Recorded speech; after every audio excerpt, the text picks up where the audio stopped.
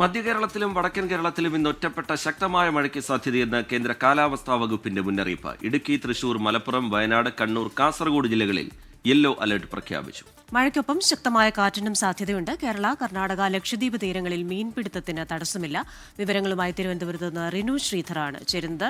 Rinu, very good morning. ഏതൊക്കെ തരത്തിലുള്ള നിർദ്ദേശങ്ങളാണ് നൽകിയിരിക്കുന്നത്? മലയോര മേഖലകൾക്ക്, തീരപ്രദേശങ്ങളിലുള്ളവർക്ക് ഒക്കെ പ്രത്യേക ജാഗ്രതാ നിർദ്ദേശങ്ങളുണ്ടോ?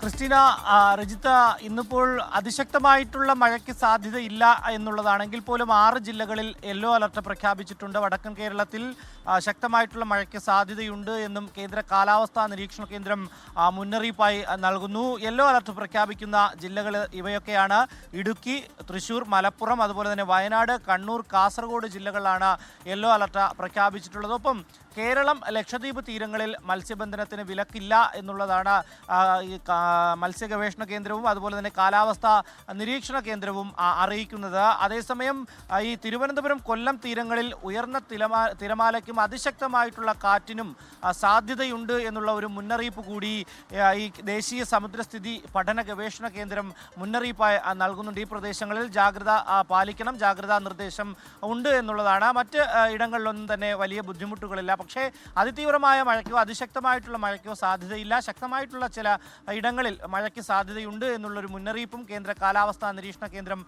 അറിയിക്കുന്നുണ്ട്. റിജിത്ത, ക്രിസ്റ്റീന.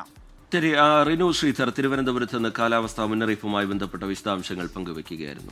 ലോകത്തെവിടെയായാലും ഏത് സമയത്തും 24 വാർത്തകളും ഓഗ്മെന്റഡ് റിയാലിറ്റി പാക്കേജുകളും എക്സ്പ്ലെയിനറുകളും വിശദമായി കാണാൻ ഞങ്ങളുടെ യൂട്യൂബ് ചാനൽ നിങ്ങൾക്ക് സബ്സ്ക്രൈബ് ചെയ്യാം.